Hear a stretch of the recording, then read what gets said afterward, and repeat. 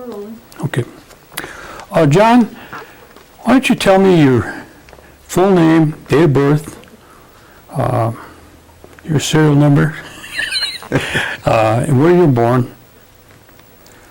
Okay, my name is John Lawrence Hill. I was born July 5, 1929. Now my father, of course, I never knew because my mother told me that he had died before I was even born, actually, and we never talked much about him. So anyway, and my mother was the late Margaret Skenador. And from 1929 on through about 1935, I see, or something. Of course, that was during the Depression years, too. Things were pretty rough at that time. I don't remember too much about that, but during those first few years, probably that I can remember, when I was 2, 3, 4, and 5 years old, or something like that, we lived with my grandparents. My grandfather's name was Jonas Hill, and my grandmother's name is Christine. And I had an older brother, Kenneth, who also, we all lived together then as a family, you know, and somewhere during that period of time then, of course, my mother married Gus Korn from Neopet. So at that time, which, like I said, I don't really hardly remember the dates, but I moved up there. What was your grandmother's maiden name? Christine? I can't remember that. I really can't remember. No, that was on your mother's. That's my mother's side, yeah. Do you remember the grandparents from the other side? Pardon? Did you remember your grandparents from your father's side? No, I don't remember nothing about any relatives from my father's side. You know, 'cause okay. like I say, my mother never talked about it, and I never asked. So. Okay. Now, why don't you give me the names of your brothers and sisters? Okay. At presently, my oldest brother is Kenneth Hill, and I have a older sister living around Oneida right now. Her is Betty Powers. That's a daughter from Gus Korn, and another younger sister from her second marriage or third marriage, whatever, from Ernest Skenador. And I think that's about all the brothers and sisters I have right now. The rest of them had all passed on over the years, you know. So anyway, during those Depression years, I can remember a couple of years around in Oneida when I was very small, like I said, when I lived with my grandparents. Now that was kind of like fun years too, because like I said, my grandfather ran a farm over here on J. You remember where Roundhead used to live? Well, anyways, right across from the new Catholic school. They put that new road in through there. Well, we had a farm there. About how big?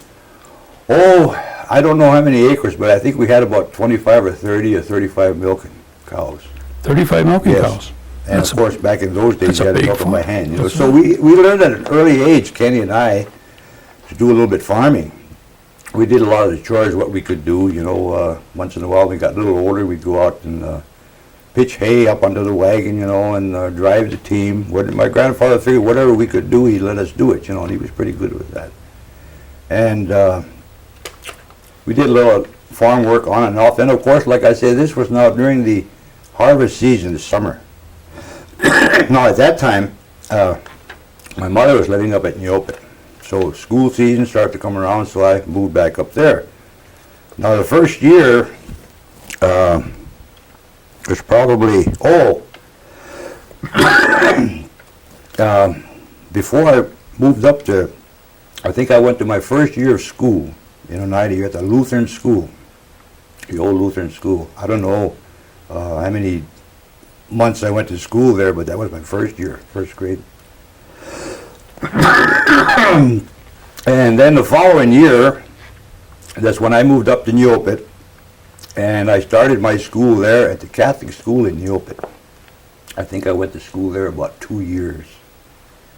And then the following year after that, we transferred to Kashina Pony School. Now that's where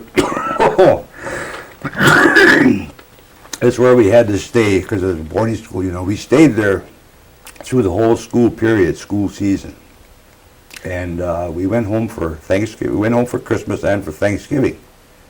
And then, of course, in June, they had this Corpus Christi. The Catholics had this Corpus Christi celebration. That was their last. That's when school was out. We had a parade, and all kinds of excuse me, things going on.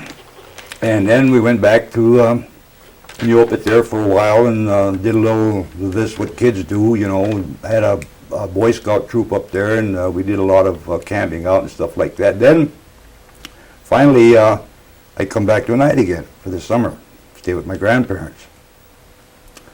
And, well, this went on for a few years. Boy, I don't know.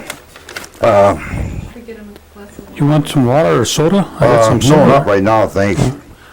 So then this went on till about, I think it was about 19, well, anyway, while I was living up there going to school now, my stepdad, Gus, now he was really good to me. And a very talented man, by the way. He was an artist. He could play the violin, the guitar, mandolin, and he could draw pictures just from memory. I remember one time where we lived in Neopet there, right up at the head of the stairs on the wall, he had a full-length picture that he had drawn of Joe Louis in the boxing pose, I mean, that man was talented. And then, of course, things started to go bad up there for us later on. He had also drank a lot. So my mother had to put up with a lot of that, and then finally she left. So we left, and then came back to Oneida again. Now, during those years now, it's been about, 11, 12 years old or something like that. Things got pretty rough for us around Oneida. No work, couldn't get no jobs. So I went to school at the Catholic school, the old Catholic school, on the old Highway 54 up there. Service road there. Went there, one Kenny and I. And, well, there was times that we were so, I try to tell my kids about this, we were so bad that we never had nothing to eat in the house, not even a loaf of bread, And I remember that one year, during the season, we had to sneak down to some farm at night and hoist a few heads of cabbage and tomatoes or whatever we could get our hands on, And things went on pretty rough like that for a couple of years. And of course, now when I was about 13 years old or so, I quit school. So that I could look for some kind of a job. That's how bad things were. Now my mother was trying to work and trying to keep us going, And we were renting a house over on, it's a park there now by J and U. There used to be a couple of houses, and one of the houses belonged to old Tom Danforth. And we rented from him for a while. So, like I said, things got pretty rough for us, and I finally did manage a job for a landscape outfit in Green Bay, Wet Lease Landscape. Now, I worked with old man Mark Paulus, Franklin Dockstader, and Dixon Swamp. Those are the group that worked at this landscape. Now, the boss, he lived up in Alloway. He used to come out to Oneida every morning and pick us up, and he had a coupe. And we used to ride in that rumble back, the lid in the trunk, back and forth to work, see. And at that time, my paycheck used to be $42 a week. That's for 40 hours. And I worked on that job, I think, for a couple of years. And then, as I started getting a little bit older into teenage life, well, I didn't do too much around Oneida yet. And the only recreation we had around here actually was, they used to have that old railroad depot in Oneida. And it was still in use yet. So we used to go up there every evening, sit in front of the depot and watch the train come in. And we watched these guys going back and forth between Coonan's bar and the other one across the street, That was amusement for us, see. And we used to go up to that depot every chance we got, and especially in the evenings, and play kick the can. I don't know if anybody knows any about that stuff today, but that's what we used to do for amusement, Whatever we could find, Whatever entertainment or good times that we wanted, we had to create our own, And I think the worst thing during those years that we ever did was on Halloween.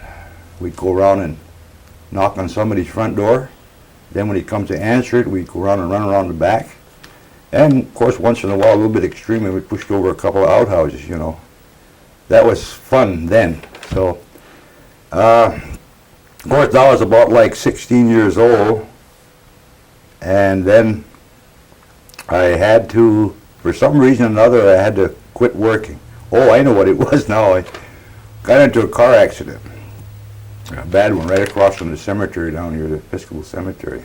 I smashed my car up totally, and I couldn't work for a while, see. So kind of launched around for that year. Then when the year I was 17, which is 1947, I had a buddy of mine, Ambrose Scanador. We used to go up to the Bob Appleton's old gas station in a night and talk, you know, and visit around on Saturdays and Sundays and stuff like that. So, because, well, he had hard times too, so we used to talk about the rough times we had. You know, and I remember one summer there, I did get a job hauling cabbage up at the Silverwoods farm. John, be careful with the paper because I can pick up some random. Oh, sorry. And me and Roundhead, we went up there and we hauled cabbage for a whole week, 8 o'clock in the morning till 5 o'clock in the evening. So we were expecting to get a reasonably good paycheck, you know. So we went up there that Friday to get paid. We got $5 a piece. And we were pretty surprised, you know. I mean, things were pretty rough at that time anyway, so, well, we didn't make no fuss about it. We took our $5 and we spent it right away. And so anyway, Ambrose and I started hanging out together, trying to decide what we're going to do with our lives. And we were standing in front of the Schrader's grocery store one Friday evening, and a recruiting sergeant came up from Green Bay. So we said, hey, what's our chance of getting in the Army? And of course, he was pretty eager, you know. He says, well, I can fix you guys up if you want to go. He said, all you got to do is get your parents' permission if you're not 18. And he said, we'll take you in right away, take it on for physical. So this was in December of 1946, really. So we finally decided. So I went home and I told my mother, I said, I want to go in the Army. And of course, she didn't mind that too much because she knew how things were for us, you know, as well as it was rough for her too. So, and meanwhile, I think Kenny, my brother, was already in the service. So we had to go downtown and look for my birth certificate, which we finally got it. And that Monday morning, the recruiting sergeant came back to the night and picked us up, took us down to Green Bay, got orientation. And he said, you'll go to Milwaukee for your physical and get sworn in. He said, then if you want to come back home for a few days before you leave, he said, you can do that. And Ambrose and I decided, we want to go right straight on through. We're tired of starving and all that stuff. So we did that. We went down to Milwaukee by train, incidentally. They had that train, Chicago Northwestern used to run through there then. We went down to Milwaukee and we took our physicals and we were sworn in. And then well, they told us at that time too, you know, that because we enlisted together, that we would stay together, you know. And the reason why we enlisted in the first place too was because they were starting this, what they call UMT, Universal Military Training, for 2 years. You get drafted for 2 years and then they let you go. So, well, we decided we didn't like that because then we wouldn't be able to go where we wanted to go. So, well, anyway, we went on through, took our physicals and got sworn in. We went straight on down to Fort Knox, Kentucky. Took our training down there. And then after the training was over, we got our orders. And Ambrose got his orders for Alaska. And I got my orders for Hawaii. So much for the buddy system. So much for the buddy system. So that went on well. Okay, we couldn't do anything about it. We realized that. And so anyway, I went straight to, I stopped off at, I think it was, there's a a base in Washington. I can't remember what the name of it is, but I went there for some demolition training first because, see, I enlisted into the Corps of Engineers. And I got that done, and then I got aboard the ship, and I went straight to Hawaii. Now, that was kind of an exciting part of my life right there that was starting to happen now. Because I got into an outfit, it's called the 30th Engineer Base Topographic Battalion, which all they did was make maps.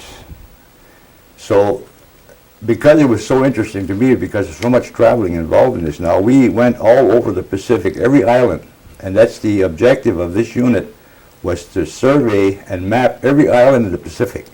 Some of those islands were even what they call atolls. You survey them today, and tomorrow they're gone. See? And maybe a year or two they'll reappear again. So this was the interesting part of that, because we did a lot of traveling. We had no time to get lonesome or bored, anything like that. And this was in 1958 and 1959. Now we had a forward base, supply base set up in Guadalcanal in the Solomon Islands. So I went down there, and the tour of duty was 6 months. And after you've spent the 6 months, if you wanted to extend, you could. And one good thing about being in that location is that you can't spend any money. There's no place to spend it on, see. So your paycheck just keeps accumulating. And I was down there about 8 months, I think I had extended. When I had an accident, we were unloading a LST at the dock down there with our supplies and stuff. And they had these big crane docks. I don't know if you're ever familiar with them. Dock cranes, I mean. Huge cranes that unload the ship from the dock. And we were standing there, a couple of us were standing there and talking during lunch hour, and one of the guys got on that, was setting up in that crane, and the boom was up. So somehow or another, accidentally, he released the master clutch, and the boom came down and hit the side of the ship, and then ricocheted over and landed on my leg. See, well, consequently, it fractured my leg. And that kind of changed my military career. Actually, as I was saying before, I was planning on making it a career because my leg was fractured pretty bad, and it's a good thing we had a medical officer on the base down there. See, we have it's just a little infirmary or whatever you call it, but they have a medical officer there. He set my leg, and then he sent me on to Guam, to a hospital they had there, to get my leg set properly and casted, you know. And I had to fly to Guam to get that done, then I had to fly me back to Hawaii again, where I spent, I would say, probably about 8 or 9 months in Tripper General Hospital in Hawaii. And my problem there was that I didn't have no calcium in my body. Consequently, my leg just wouldn't heal. Every 4 weeks when the orthopedic surgeon would come by to check my x-rays, you know, he'd say, well, we'll just try it for another 4 weeks. And then finally, after a bunch of months went by, he said, well, he said, we're going to try 4 more weeks. And he said, if it doesn't show any sign of mending, we're going to try bone graft. You have to use a bone graft, which means you'll be hurting in 2 places, because what they do is they take the bones off chip the bones off your hip and graft it into your leg. But luckily for me, it did start to heal because they were feeding me all kinds of calcium pills, you know, and juice and all that stuff. So then I got out of the cast finally, and this is in 1949, by the way. And meanwhile, my tour of duty was about up. So medical officer advised me that because of the condition of my leg, I'd be better off to re-enlist. This way I could stay, you know, in a hospital and stay in which I probably would have done anyhow. So anyway, I got discharged in Hawaii and re-enlisted. I had a leg brace on at that time. And I came home on furlough in January, I think it was, in 1950, because I was trying to get home for Christmas. And we flew from Los Angeles to Chicago, but because of the bad weather, we kept getting delays and laid over, you know. By the time I got home, it was the 1st of January, see. So I was home on leave, and because the first 3 years that I was in the service, I never took a leave. So you're allowed 30 days a year. So I had that 120 days, and then plus they give you another 30 days for re-enlisting, so that's 100 and whatever, you know, a bunch of days. And I came home on furlough that time, and of course we went out to the bars, touring the bars, you know, glad to get home and all that stuff. And I was home about 20 days, I guess, when I slipped on the ice, and this leg brace that I was supposed to be wearing, I had taken it off because I couldn't bend my knees, you know. And I slipped on the ice and I broke my leg again. so I ended up down at the St. Vincent's Hospital for a day or two. Then the Navy sent an ambulance up from the Great Lakes to take me down to Great Lakes Naval Hospital, where I stayed there until I think it was June. My leg healed up faster this time. June or July of 1950. So I got out of the hospital and I was stationed at 5th Army Headquarters, Chicago, down at East Hyde Park Boulevard. I don't know if you ever heard of it, for light duty. So meanwhile, they were taking volunteers again. I'm strictly volunteer, 100%. They wanted some people to go to Japan. So meanwhile, I had accumulated 2 or 3 good buddies down there, so we all signed up to go to Japan, and we ended up going right straight to Korea. Now, I'm in the Corps of Engineers, but all of a sudden I got transferred into an infantry. So I was assigned to the 24th Infantry Division, which was right in the thick of the battle at that time, you know. So we never did see Japan at all. We went right straight to Korea, and I spent a tour there until from August or September of 1950 to October of 1951. And then I rotated back on points. They had the point system. So I came home in 1951, and that's where I started going with my wife, Mary. And I had to go back, and of course I was only home on furlough. And then in 1952, I was stationed down at Camp Atterbury, Indiana. So in 1952, I came home on furlough, and my wife and I got married. And we were married at the Episcopal Church by Father Christian. That's about 46 years ago. And of course then we had started having a family. Had my oldest boy, Don, and then the second to the oldest, Steve, and then right down, I had 5 sons. There was Don, Steve, Mike, Jerry, Don, Steve, Mike, and Jerry. I'm missing one there someplace. But anyway, we had 5 sons, and then of course my youngest was my daughter, Diane. And then of course I had 2 stepdaughters too. My wife had two daughters when we got married, see. One is Karen Peanut, Dave Paul was his wife, and the other one is Sharon. We haven't seen her in many years because she was with us in Cleveland. And then anyway, we got married and went back on duty. And I think I was stationed out at Fort Leonard Wood, Missouri at that time. So because she came down and stayed with me for a while. Then in 1953, I got orders to go to Germany. Well, I was going to take my wife with me there, see, so because I could, because I was a first 3 grader in the Army, I was a sergeant. And they had, when she got her port call that time, my oldest son, Don, got pneumonia. There was no way that they could leave, you know, so things led to another, and finally she decided to wait. And then by the time she did get her port call, there wasn't really enough time because I was due to come back to the States again, see. So I came back to the States in 1953, and I was stationed down at Fort Leonard Wood, Missouri as a field first sergeant, a training outfit. So she got to come down there and live with me down there, you know, her, a couple of my kids. In fact, one of my boys, Jerry, who works for what is that? Products, some kind of products in Green Bay. He was born there at Fort Leonard Wood, and well, incidentally too, I lost 2 sons. You know, my oldest one that I lost was back before we went away from Oneida here in 1960. Died from a brain tumor. And then another son, he was 27 years old when we lost him in Cleveland there. And so anyway, we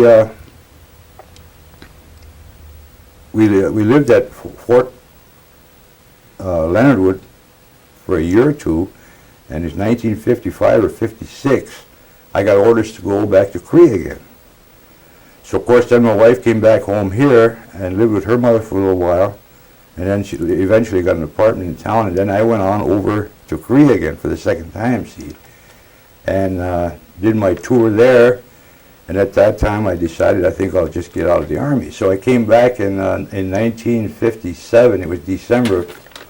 And at Fort Sheridan, Illinois, a buddy of mine who we were stationed together over there in Germany, he's live up around Krivitz, I think, or from Korea, I mean. We got discharged together and at Fort Sheridan, Illinois. In fact, we were the only two people that got discharged out of about 3,000. The rest of them all got temporary releases because, see, when you had 8 years of active service or more, you get a discharge. If you had less than that, you just get a release. You have to go on some kind of reserve. They had different reserve categories that time. So then we got out of the Army and we came home back to Nadia. This is in 1957. I found things rough again. I couldn't get a job, so I signed up for a school under the GI Bill. So, and I didn't have much of a choice as to what I could take, so I had to take sheet metal. I took a sheet metal course at that vocational school in Green Bay, and I think I took that course for about 12 weeks, and somehow or another they messed up on my service records down at St. Louis, and I wasn't getting any pay during that time. See, now we were living on 5th Street in Green Bay at that time, and my wife was working waitressing, and so there wasn't much income. Of course, the rent was only $55 a month at that time, but meanwhile we were piling up grocery bills at the local grocery store there. And then finally I told her, I said, I got to do something, you know. So I went and applied finally at the Strid Grain Company. And I worked there for 3 years at $2.40 an hour. Now, of course, then we moved back to Night here up at the old Salt Pork Avenue there. My wife's uncle owned the house there, one of the houses, so we rented from him for $35 a month, you know. But things still never straightened out for us, in spite of the fact she was working waitressing and I was working for Strid Grain. And this went on for a couple of years, and then finally they came up with this Indian relocation. I don't know if you heard of it back in those days. So we signed up right away. I did, you know. I said, we got to do something. This is getting terrible, you know. So I think it was in 1960 or 61. I can't remember exactly, but we finally got our orders. We got on the train again in Green Bay, and we went to Cleveland, Ohio. Now I had a chance to go to Dallas, Texas, Los Angeles, California, or Denver, Colorado, or Chicago, depending on whether I want to go for employment or go to school. So we figured, well, we'll take Cleveland, Ohio because it's not too close to an island, it's not too far away. You know, we can commute back and forth, at least on vacation and stuff. So we took Cleveland, Ohio. And of course, it took a couple of weeks down there. Now, we didn't have anything. It's a good thing the government paid our rent until you get your job, see. So my wife got a job right away, kind of waitressing, and then finally I did get a job. I worked for a place called... Can you pause right there, because I'm going to have to change tapes.